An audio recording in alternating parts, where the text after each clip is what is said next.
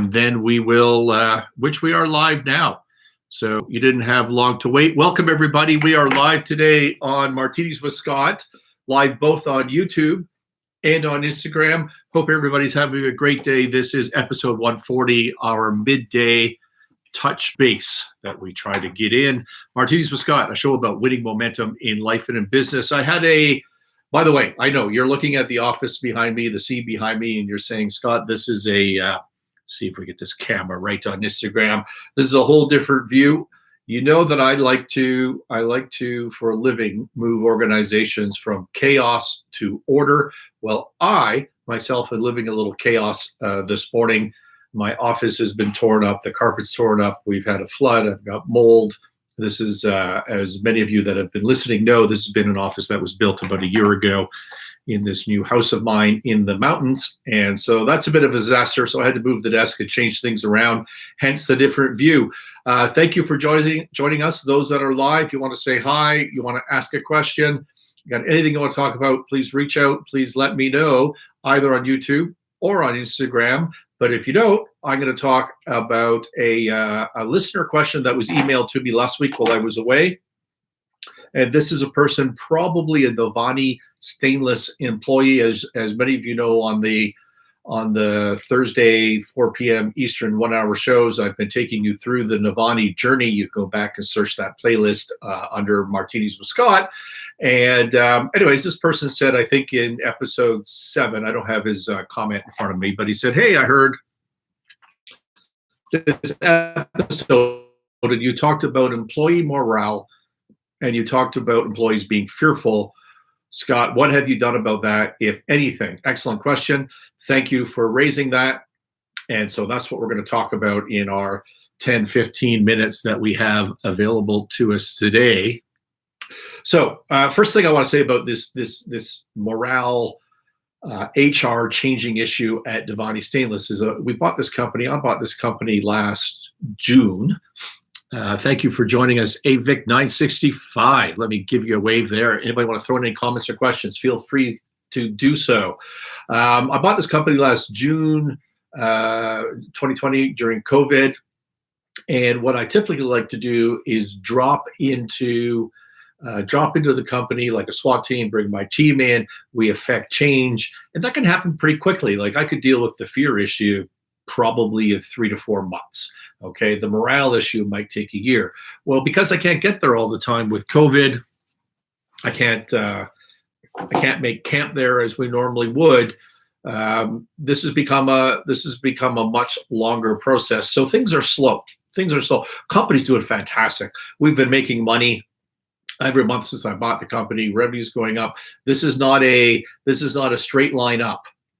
It's not a straight line up. There's ups and downs. There's hiccups along the way. For example, we ran out of steel this week, not because we ran out of steel, but because all the steel mills are, at full capacity. We're having a hard time getting allocation. That makes production inefficient. That's going to be difficult for the people in the back. We're having a terrible time with Chinese supply and containers and shipping. Even the stuff that shows up in Vancouver is then stuck there for 2-3 weeks. I mean, the whole thing's just ridiculous. So I understand the frustrations of that. But in general, this company's really been on solid footing. And the restructuring is now done. And so everything's great that way. Let's talk about fear and morale and address this question head on. I'm going to talk about it not in the Novanni context, just in general. Okay. And so I see these as different things. Fear, employees being fearful. Hey, Alan, thanks for joining us. Hey, Roofer World, thanks for joining us on the Instagram side. I see this fear as being something specific that we can attack, whereas morale, it's a little more fluid. It's a more difficult situation. My experience on the fear, as I said, is I could deal with that in 3 months if we were there full time. I have done that before. And the morale, I mean, this could be a year, it could be 2 years. It takes some time, and it's not black and white. You don't go from having bad morale to good morale all at once. I've referenced on the Martinis with Scott show before a food company that I worked on a turnaround a couple of years ago now. It was a tremendous success. And this company was in production. So there was a couple hundred people in the back, more or less. And they had all sorts of production problems, terrible fill rates as a result. And the culture in this shop was for the employees out back in the plant basically to hide, put their head down. They're fearful of speaking up, point fingers at the other person, at the other coworker, because that was the culture that had been built into the organization from prior owners, and because it was being reinforced by current HR, who was walking around like Oprah handing out reprimand slips. You're reprimanded, you're reprimanded. And there was no team building, and it was just this culture of fear. So I always go back, I've talked about on this show before, the habit loop, the habit routine, which exists within organizations. And if you didn't design that habit, then the organization designed it itself, and it's probably not what you want it to be as a leader. So what is the habit loop? Trigger, routine, reward. Trigger, routine, reward. Let's do a trigger in this food company. A trigger is that the production line shuts down. It shuts down. What's the routine? Well, we already discussed that. The routine is everybody runs and hides and blames the other person. Was it my fault? I don't know what's going on. I didn't have any materials here, or I'm not in charge of maintenance, or quality is not my job, or whatever. There's a million reasons why a production line might shut down. And so what is the reward? Trigger, line shuts down. Routine, run and hide because you're fearful. Reward, you don't get reprimanded, you don't get hit over the head, you don't get suspended. There's your reward for that sort of behavior. Well, how do you attack that? How do you change that fear? You do it by attacking that habit loop. Okay, so what I did in that organization is I turned the same trigger. You got to take the same trigger. The production line shuts down. What do you do with that trigger? What happens when the production line shuts down? Well, instead of running to hide, I will pay you. I will pay you in a gift card for $25 into your performance appraisal system. It was an opportunity for every single employee of that company on the line, people on the floor, to write up a one-pager that was pre-printed into 3 sections. Here's what happened today. Here's the trigger. I think it happened because we didn't have enough eggs. Here's what I would do about that. Send it to your supervisor. We created a system, a formalized system, a routine for when this trigger happened, and then we rewarded you. You did that, there's your gift card. You did that, it goes into your performance appraisals. That's how your raises are going to be evaluated at the end of the year. We took the same trigger, we took the same reward. You're not only, in fact, we improved the reward. Not only are you not being reprimanded, but you in fact are being patted on the back. You're being rewarded through compensation and through your performance appraisal system. And we changed the routine to something that we want, which was employees coming forward and providing solutions. And this was a company that was struggling so much. I'll give you an example of the very first problem we encountered. Is we had the material handlers in the morning. I keep getting notifications on my phone, which is why I'm reaching forward here. We get notifications in the morning. Material handlers put their products out in the morning for the various lines to run. And the eggs was a perfect example. So we had enough eggs for this line to run, and we had enough eggs for this line to run, except this line shut down during the day because it ran out of eggs. Well, how is that possible? Turns out they were the same eggs. The material handlers counted, we got a material handler for this line, material handler for that line, and they count the same eggs. And then you run out of eggs and you shut down, and it ruins the entire batch for the day. So, I mean, that's such a stupid, simple example. And could I sit down and write a policy and have foreseen that this might be an issue? No. I mean, I would have written 10,000 policies before it occurred to me that I ought to have an egg segregation policy or identification policy. So an employee said, "Hey, here's what happens. We shut down. There's my trigger. We ran out of eggs. Maybe we ought to segregate those eggs by line, or maybe we could have a color coding system. These are my eggs. Those are your eggs. Something along those lines." Super simple. You reward that person. Not only do they get over their fear and break their habit of hiding, but they become productive and they're solving the problem. They're solving the turnaround. And so that's a cool way to do it. And then the other thing that you need to do is just as senior management, as leadership, is to be super consistent, right? So If you tell people that's what you're going to do, then you need to do it. You need to be accountable to that system. You need to have open and consistent dialogue. Um, and you need to not get pissed off that your line shut down for the day. You need to say, cool, my line shut down for the day, so that's what I'm going to do. I'm going to turn this into a positive. What can we learn from this? A comment. What's your take on having a plan before starting a new thing? I like to do my prep and then start learning and adapting. Should I change something? Give me a second. Let me finish this, Avik, and then we're gonna try to address that point. Sorry if you lost me on Instagram. Sorry if you lost me on Instagram for a second. The battery warning came up, but I'm going to be good. So that's how you deal with fear. So what did I do at Novanni so far? We haven't done that, but we do have a new plant manager that I've hired, and that one of the reasons to do that was to communicate, provide leadership in the back. I've spoken as for the Novanni employee listening to this, in fact, for all of you, because you've seen my speeches to my addresses to employees on the Martinis with Scott channel. I've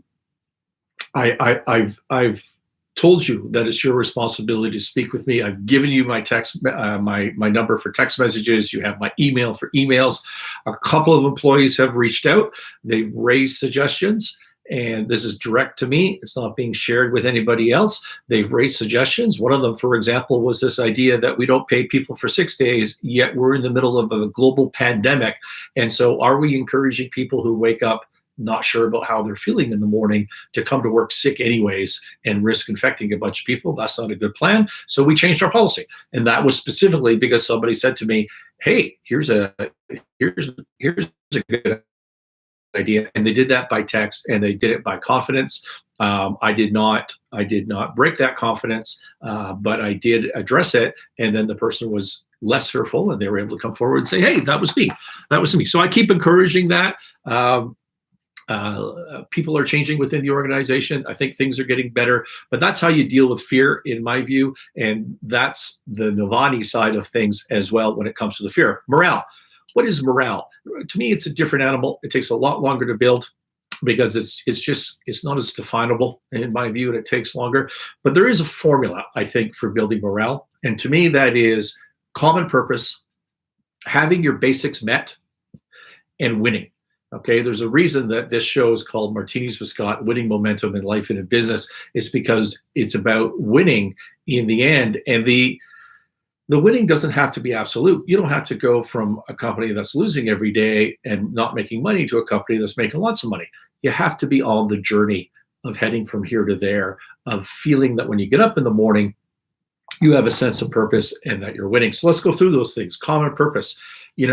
Let's use an army, a war example. If you're a soldier, you're going off to fight the bad guys, and you have a common purpose, and you believe in that purpose, then you can have great morale. If you think this is just a bunch of political bullshit and the politicians are just using you as soldiers, and people are getting killed for some sort of not very explainable reason, how's the morale of that army going to be? Well, it's not going to be very good, right? Next thing, basic needs. You're still in the army, you're getting paid, no man left behind. You're getting fed, right? And you have shelter. So you got your basics met. That's great. Now you can focus on building morale and winning the war. You're not being fed. Okay, you have a common purpose, but you're not being fed. You're not being paid. We've heard stories about this throughout history. Not in the U.S., thank God, but you've heard about it from other countries, and morale goes to hell, obviously, because your basics are not being met. And then the third part of the formula is winning. If you're getting your ass kicked in the war, you're not going to have very good morale. If you're winning the battles and you're gaining territory, that's what builds morale. That's what builds morale. The three things together: common purpose, having your basics met, and winning. You can apply this to a sports analogy as well. If because this was a Canadian question from Novanni, picture a team winning the Stanley Cup. That's a pretty common purpose. It's easy. Everybody understands it. You're having your basics met. You're being treated as a valuable member of the team. You're getting your training. You're being paid, and then you're winning. You don't have to win the cup, but you have to be on your way there. And so that's how that formula is applied to a sports analogy. That's all I had on fear and morale today. Avik, what was your question again? What's your take on having a plan before starting a new thing? Don't. I like to do my prep and then start. No. Look at A/B testing. A/B testing. Just trust it. Just try it. And if it's not working, stop. Like, stop quickly. Give yourself a day. Give yourself a week. Give yourself 6 months. Jump into things and then be flexible. Jump into things with full force and then be flexible. The Ray Dalio had a meme out the other day, I think it was, and he said, in business, you need to be able to make decisions on 70% information. Okay. I always loved the Mike Tyson thing, which I think came from General Patton, but everybody has a plan until they're punched in the face. The chance of your business plan or your life plan surviving the first week is like zero. It just never happens. I'm not saying don't think about things. Think about things, but what you need to do is jump in and start doing. It's not about strategy. It's about execution. Hope that helps you. That's the end of my time. In fact, I went over today. I'm going to sign off on YouTube first. Thank you for everybody listening. Oh, tomorrow we have the daily touch base, which we're doing same time. And then 4 p.m. Eastern, we've got the 1 hour Martinis with Scott. That's pre-recorded. And what else can I tell you? We're on Clubhouse this afternoon. Look up the Building Business Room on Clubhouse or just follow me. We've got a couple of shows coming up this week and early next week. Thank you so much for everybody for listening. We'll see you tomorrow. And live stream. Yes, YouTube.